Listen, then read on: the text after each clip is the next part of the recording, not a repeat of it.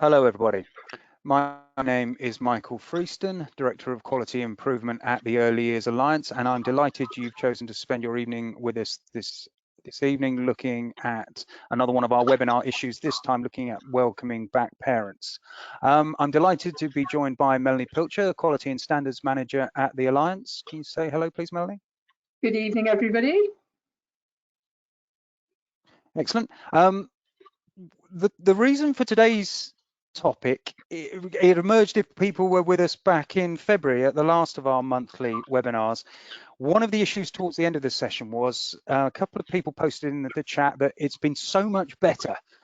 Children being left by their parents at the door, settling in has been easier. Children have settled into the nursery that day easier, and it started to generate quite a lot of conversation backwards and forwards in terms of, well, what's the implications of that, and is that something we need to reflect upon? So when Melanie and I were looking at this during the subsequent days, it is quite a big topic on social media. There are lots of blogs about it. It was also something, if you recall, that Ofsted made in their reference when they did a briefing on early years back in October, that children have settled much better with parents leaving them at the gate. But let's remember that early years is a relational pedagogy. We talk about absolutely the essential nature of parents being children's first and most enduring educators, the whole importance within the early years foundation stage of a positive engagement with parents. So the question arises, how do we do those positive relationships if we don't see the parents? So we thought we would focus on that as today's discussion, and certainly is very much a discussion. We did wonder about whether we could do some polls. The platform does allow you to do some polls, but we realized that actually it doesn't lend itself to yes and no questions. That's all a bit Twitterish, isn't it? He said this, she said that. So we do want your views and reflections as we walk you through a series of reminders that Melanie will do today. That's a long and winding introduction. And before we get on to the main topic of discussion, as always, Melanie has compiled a nice resume of the policy and procedural developments that we've had since we last had the pleasure of being with you. So if I move the slide on, I will, oh, sorry, I should have done that. For those of you who've never met us before, there's the smiley photos of us earlier in lockdown, I think, or lockdown 1, I think that one was. So the aims of the session I shall just run you through. To consider the vital importance of reconnecting fully with parents as opposed to maintaining communication. Sorry. And to update on the latest developments and news from the sector. I thought that one was first. I've obviously got my animation around the wrong way. So apologies for that. Melanie, to you, please. Right, thank you, Michael. So let's just do a quick whiz through what's new in early years this week then. And top of the tree, we've got the announcement from the DFE and Ofqual that they've agreed a knowledge-only pathway for early years educator and early years practitioner qualifications. Now, there are some provisos with this. Basically that you won't be able to count in ratio with those knowledge-only pathway, and it only applies to certain qualifications, obviously. So if you want to find out more about that, of course, have a look on our website, on the Alliance website, and you will see that we've put some detail in there about what that actually means. Did you want to add anything to that, Michael?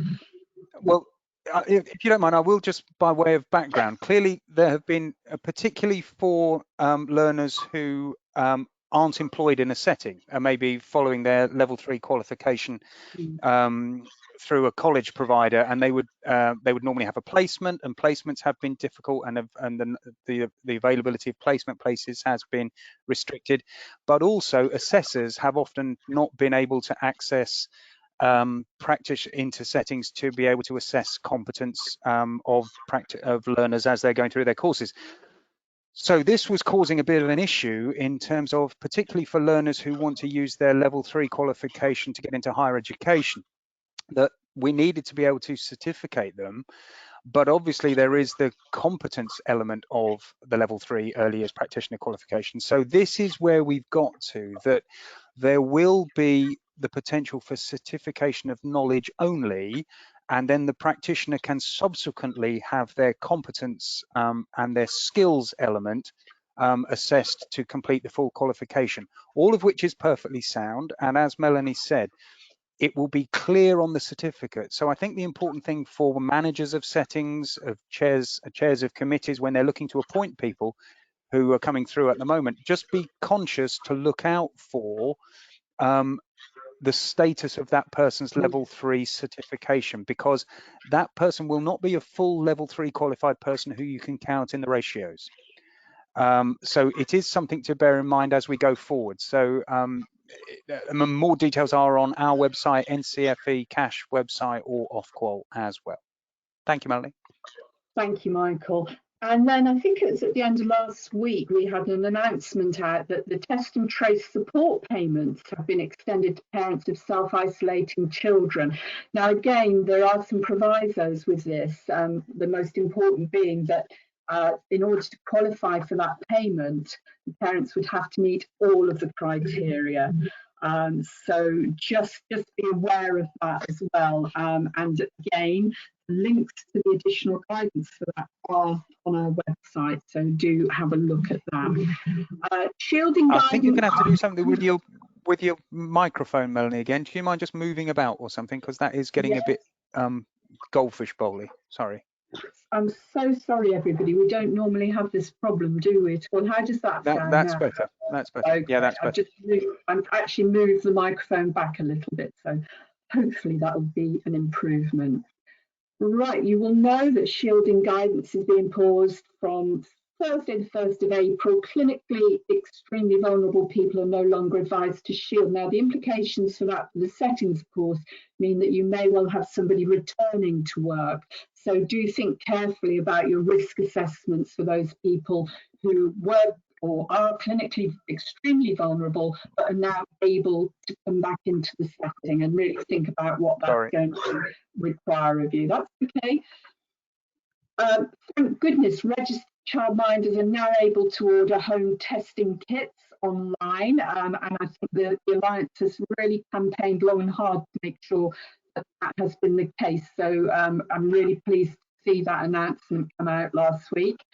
And of course, the government has also confirmed that baby and toddler groups can operate outdoors as of 29th of March and indoors from 12th of April at the earliest. And we've just updated our baby and toddler group welcome backpacks, so you can access those, and anybody that is running baby and toddler groups can help get them prepared for that reopening as of the 29th of March, which is going to be very, very welcome to those providers and parents. And yes, that was Michael? an early comment we've had.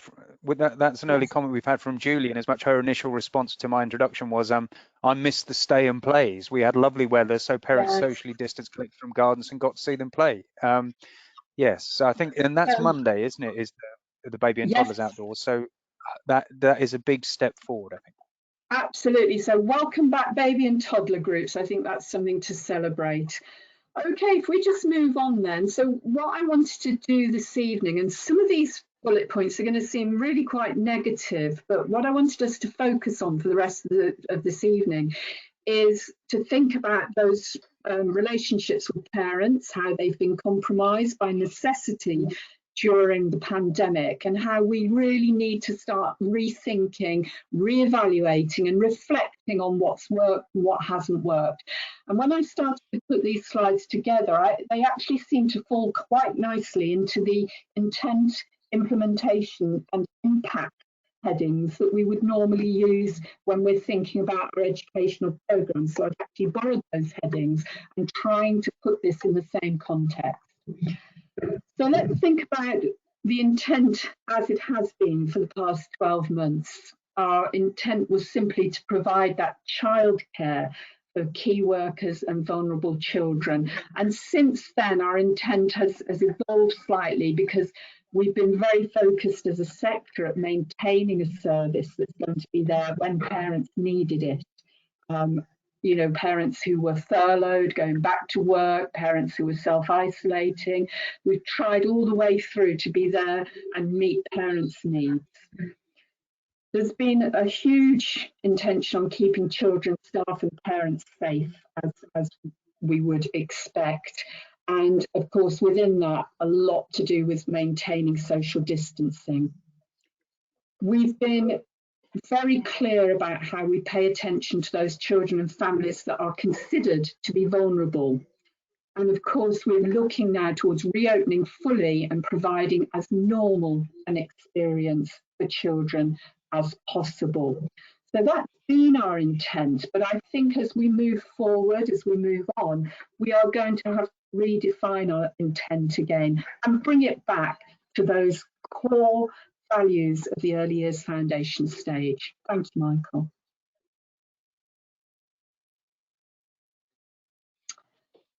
So then I started to think about the implementation. So how have we done it? How have we been doing it? And how are we currently doing it?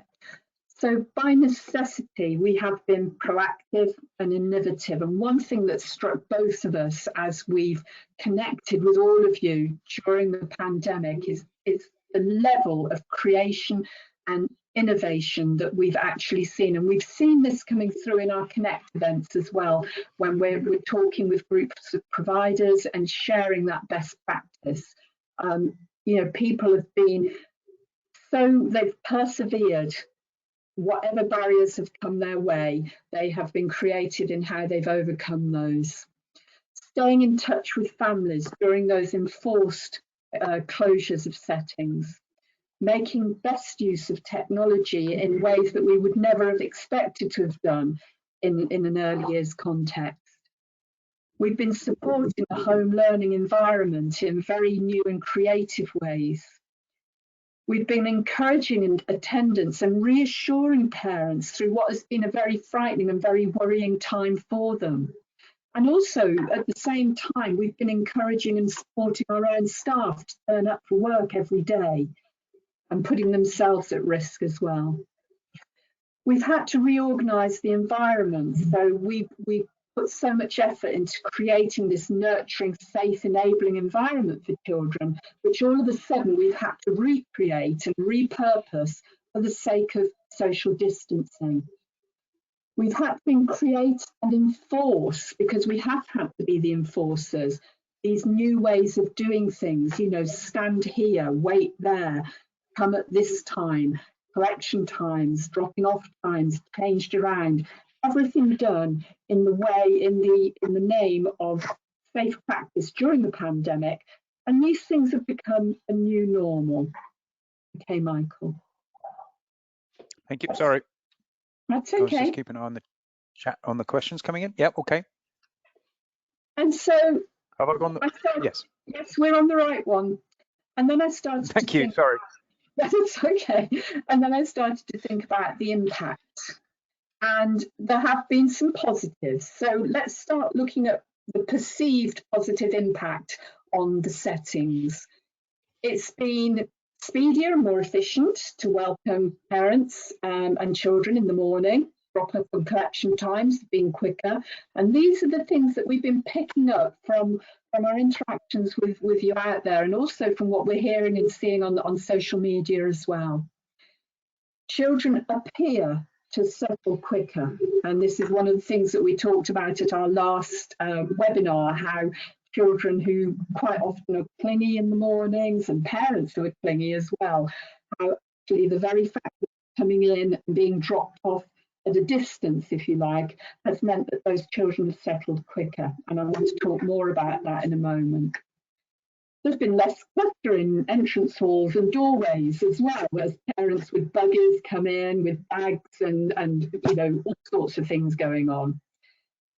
We're finding and hearing that parents are more likely to communicate incidental messages by text, email, or your usual nursery management software, which means that you've almost got an electronic record of those little things that they've told you, those snippets of information that you need to think about.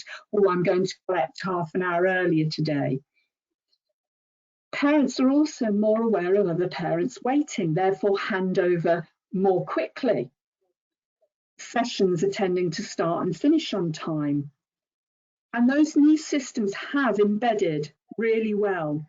and some should stay. And again, this is what I want to think about as we move on through the slides. So those are the positives then. So let's move on a slide and have a look at the impact on the parent-educator relationship. And this is less positive.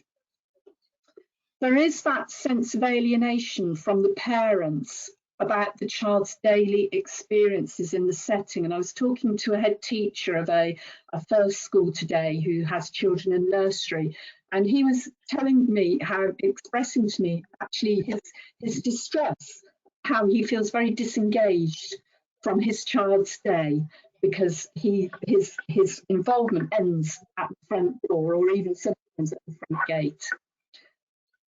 And then there's that, from the practitioner perspective, perhaps that sense of alienation from the child's experiences at home as well, because you don't have time for those casual conversations. So parents consequently are less likely to engage with their child's learning and development. We put so much effort into, and always have in early years, into making sure that parents understand about EYFS and understand about what it is that we're trying to achieve when we're working with their children. So consequently, I would suggest that devalues the role of the setting as an education provider, because in those early days, it was all about childcare. And schools, it was the same for the schools as well, wasn't it? That they were actually there to provide childcare for those key workers and for those vulnerable children. Parents are less likely to divulge that important personal information during those incidental conversations at the door in the morning. Just those little things that tell you what's going on in the family life. You know, oh, I'm having a really rough time of it at the moment.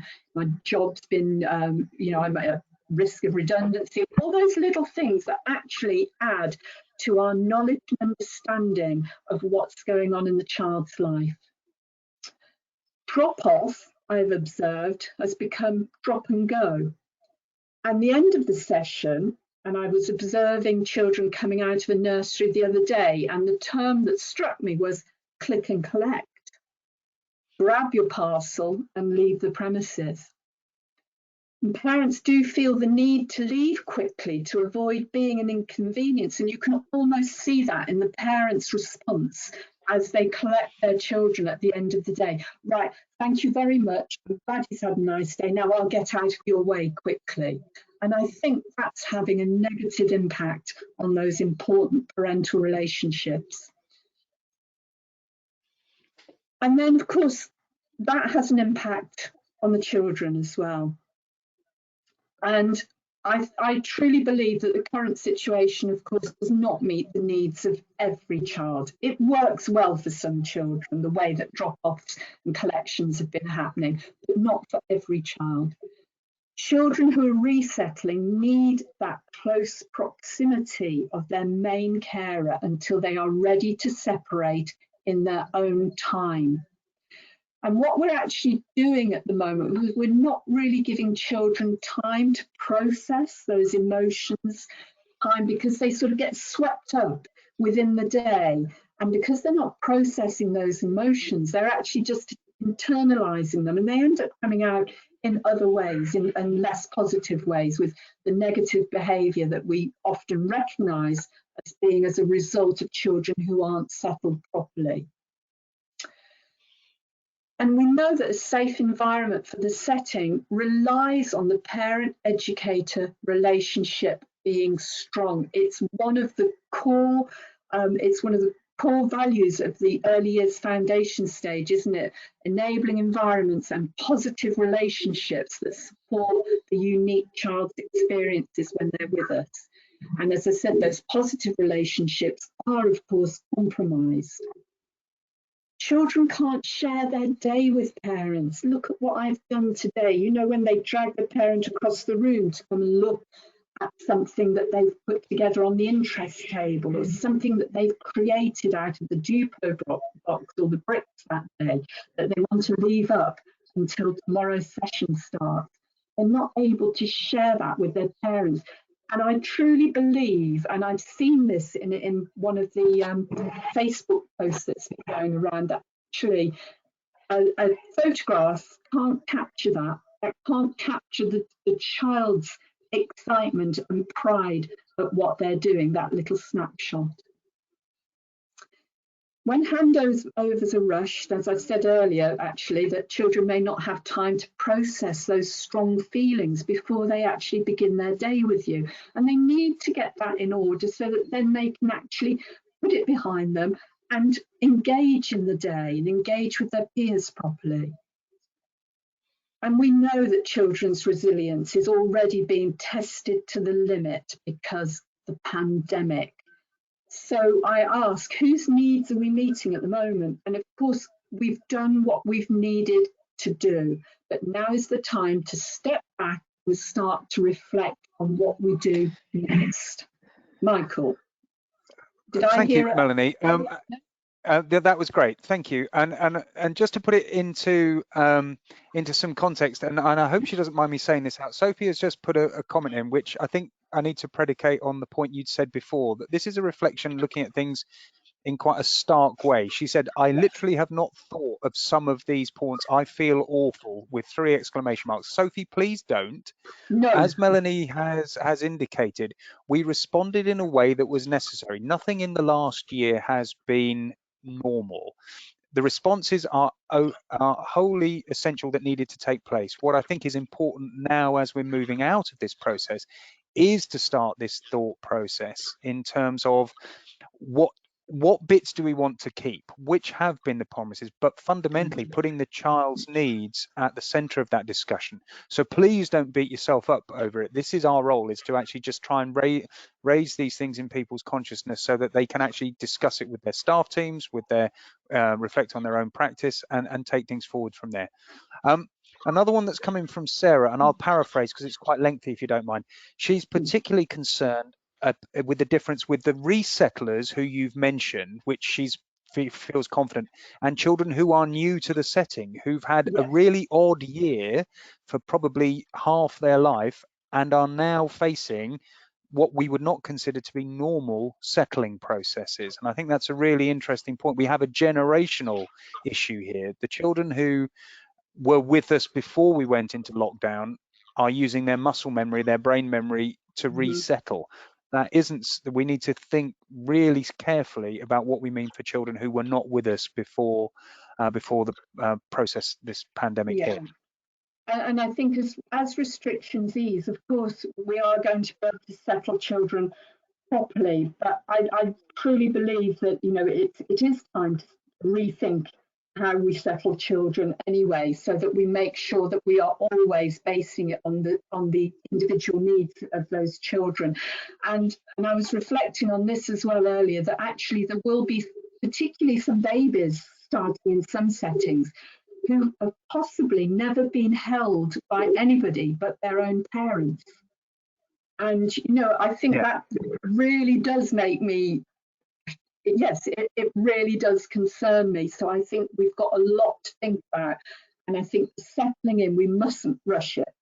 However we do it, I think we've just got to do it slowly. Kath has put the comment in that it's refreshing to hear this being discussed because it's worrying if some of these practices become the norm. And thank you, Kath. And I think what I will turn that round in a question to all of you, please, to reflect on is, of those new circumstances that you've all put in place over the last year, what do you think will stay, bearing in mind the balance between what's effective provision and whose needs are we meeting, but also, and I think it's important that Mel's constructed these elements around the curriculum impact, intention, implementation, impact. How will your conversations with the Ofsted inspector, when he or she starts to knock on your door again, how will you articulate effective engagement with parents to the best interests of the children in the new environment? I set that question to people for their consideration. Yes, and you kind of preempted my last slide a little bit there, Michael. Oh, sorry. No, that's absolutely fine. You'd almost think we would have prepared. No, yes, absolutely. It went so well in rehearsal.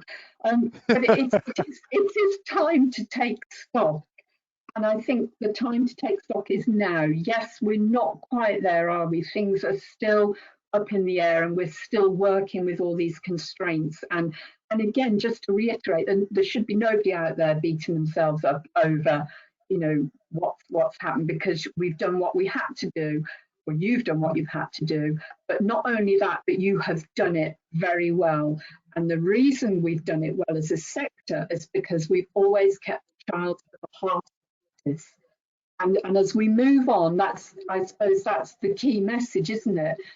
We carry on putting the child at the heart of our practice as we move forward. So I've just put here, taking a look at the situation through a different lens. And what I'm trying to say is, try to see it through the eyes of the child.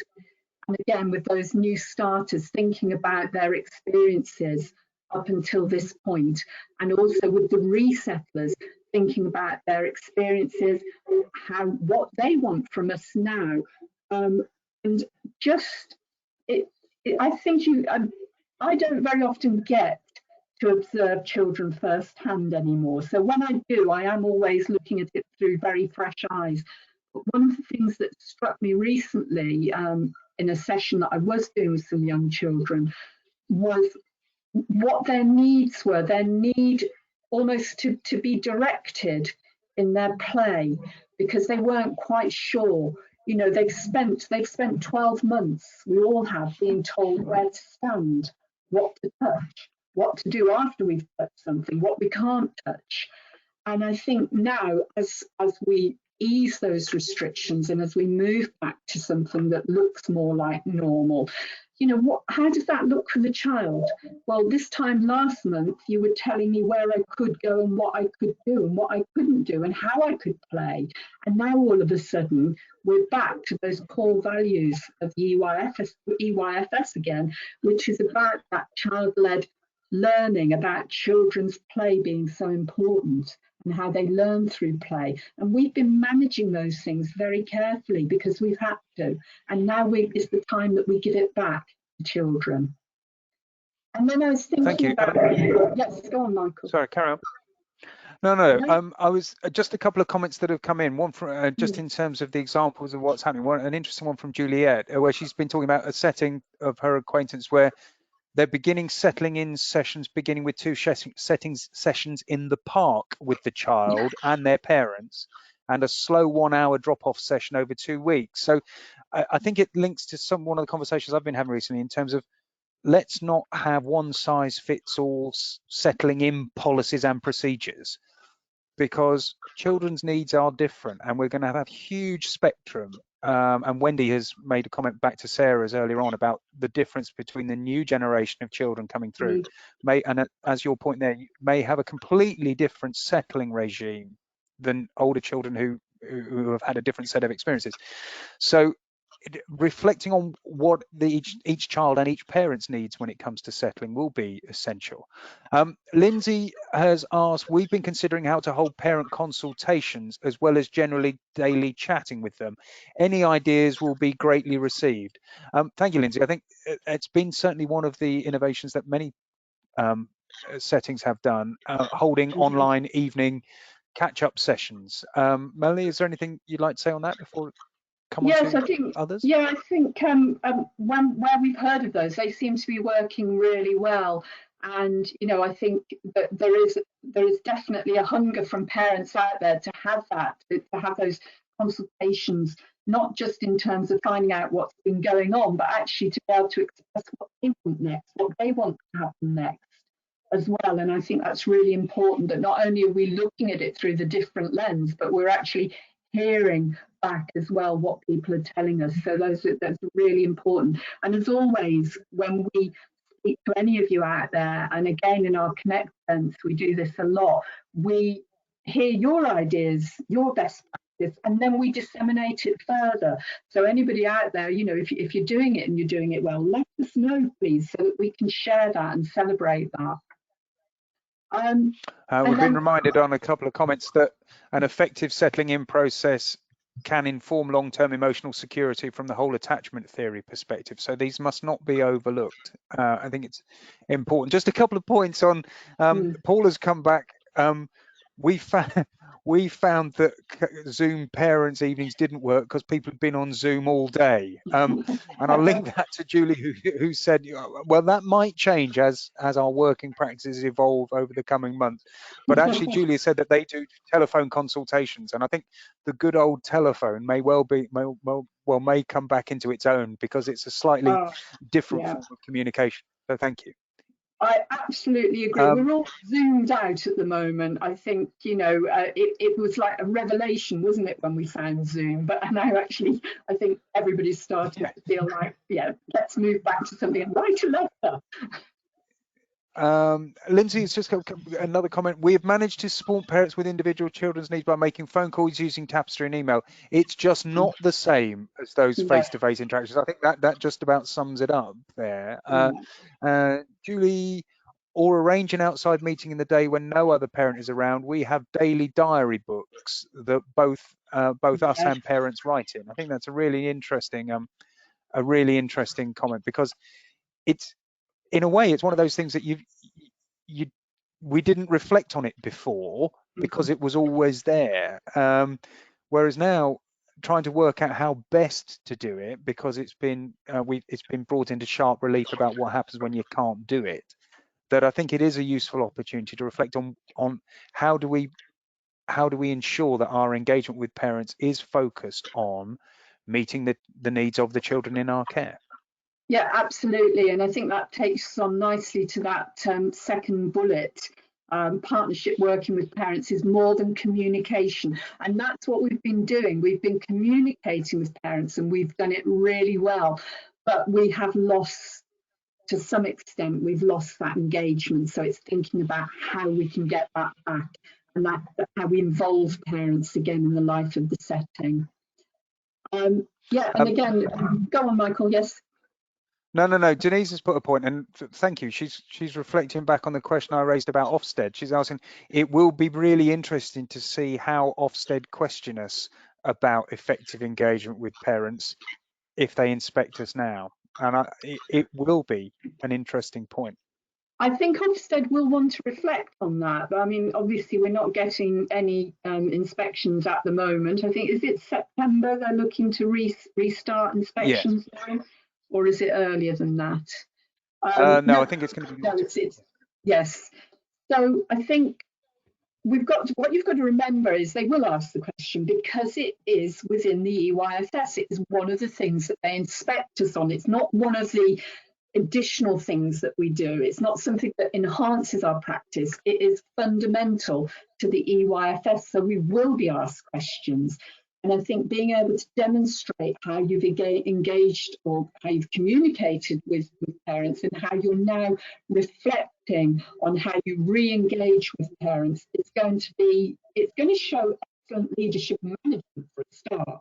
The fact that you are looking at these things and looking what you need to do again to keep the child at the heart of practice to re-engage those parents. So really important. A really nice practical point from Natalie. Um, and again, it's probably one of the things that we've always done, but it's particularly pertinent now. I am making sure I'm saying something really positive at the end of each day to each parent, as we all really need to hear good things at the moment. And Oh yes. yeah, let's not underestimate the importance of small bits taking forward. I was in a well-being session the other day, and the takeaway I took from it was when you're brushing your teeth in the evening, think of 3 good things about the day. And if you can communicate those with parents as well, then I think that would be really helpful from there as well. Do you remember mine last week, Michael? I think I was telling my colleagues last week that I did a forest school session with a group of children. And one of the reception children turned to me and said, "This is the best day of my life." And if I could take that from one forest school session, I'd be I shall Well, live there's on that for a long good time. feedback. Yes, excellent. So, Um, okay, so the Thank you. final Am I point. moving the slides on? No, because we're almost there, but just that Oh, because final your point. sound has just gone again. Can you move? I'm moving away. Your sound is a bit. Okay, There we we're go. nearly Thank you. there. You got We all are nearly excited and there. bounced around. I did, didn't I? So, what has worked well and should stay? Because let's acknowledge that some of these things, some of the things that we've put in place, as always, innovation brings creativity, doesn't it? And some of these things should stay. Some of the elements of what you've been doing will stay. There is no doubt about that. So, you need to really start to think now as a team, with your team, what has worked well and what should stay, but also why, being very clear, looking through the lens Oh, of the child, your, the your parent. sound, your sound broke up there, Melanie. Was that just Uh, me or was that everybody? but I'm I think more you or might be less, having, that's okay because I'm more or or less done. So if we go to the final slide, Michael. I've moved it on. Maybe it's me who's got connection problems. Is that Right, better? we're there. So Michael, as my sound is going, I'm going to hand over to you to do the want to find out more bit. Okay, thank you, Melanie. Let's hope it comes back if it has a bit of a breather. As with everything, please do visit the Early Years Alliance website on the development page to find out what virtual classrooms and online connect events are happening in your area. And that the members area on the Alliance website is updated daily with current government guidance. We do that as a service to all members and the sector more broadly. So we will take these forward from there. I will give few people the opportunity to just dwell on Mel's last question in terms of what will stay. But if people feel as though they've had an opportunity to reflect on their circumstances and share that with their colleagues, then as you all know, I don't artificially extend these sessions beyond the natural rhythm that they have. So whilst I just waffle and Melanie just sees if she's got any connection at all, nothing seems to be coming in. Okay. Are you still with me, Melanie, or am I just I saying hope goodbye so. on my own? No, I hope I'm here. Am I here? I think I'm here. Sort of, but we're fading fast. I think it's probably a technology's way of telling us to draw a line under today's session. So it just remains for me as ever to say thank you to Melanie for giving us a really thoughtful and thought-provoking session in terms of what we need to reflect on as we go forward. I will reiterate my point to Sophie earlier on. Please don't beat yourself up about this. It is an opportunity now to start to reflect. Everything we've done has been necessary. What we need to do, however, as effective practitioners is to reflect on it, what remains and what do we move away from. And the rest is just to say thank you to everybody for choosing to spend their evening with us. As I said at the outset, the recording will be available on our YouTube page from tomorrow, and we will share the slides in due course. And I suggest you go and enjoy the rest of your evening. Good night, everybody. Take Good care. night. Bye-bye.